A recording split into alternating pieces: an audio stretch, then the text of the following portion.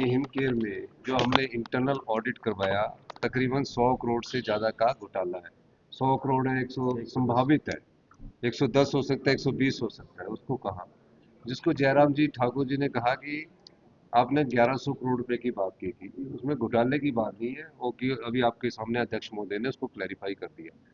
दूसरी बात है, वो कह रहे थे कि हिमकेयर योजना को बंद किया जाएगा। हमने कहा हिमकेयर योजना को बंद करने का अभी तो कोई हमने सोचा नहीं है, लेकिन भविष्य में ये सोचा जा सकता है कि आने वाले समय में प्रदेश के 75 लाख लोगों को किस प्रकार से इलाज उपलब्ध करवाया जा सके, ताकि जो 110 करोड़ का जो घोटाला है वो ऐसे घोटालों से हमें बचाव मिले। इस दृष्टिकोण से मैंने ये बात कही है।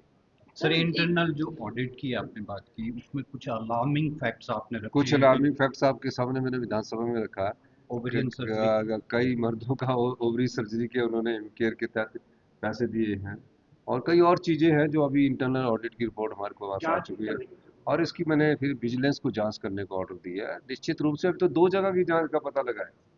2 जगह की जांच में, एक टांडा में और एक आईजीएमसी में 110 करोड़ रुपए घोटाले का पता लगा है। जो प्राइवेट हॉस्पिटलों को दिया है, अभी उसके बारे में तो हमने जांच नहीं की। दूसरी एजेंसियां, उसके बारे में हमने जांच नहीं की। किस प्रकार जनता की संपदा को लुटा दिया जाता है, उस संपदा को रोकने का दायित्व उस सरकार का जो होता है, वो हम उसका दायित्व का निर्वाह कर रहे हैं।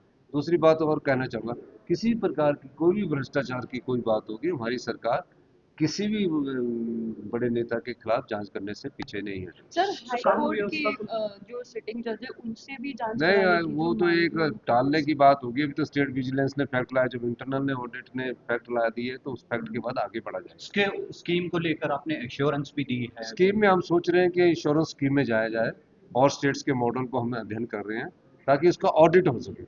हिम केयर का अभी तक ऑडिट नहीं हो पाया, और आरकेएस का भी ऑडिट नहीं होता, तो उस चीज़ को देखा जा रहा है।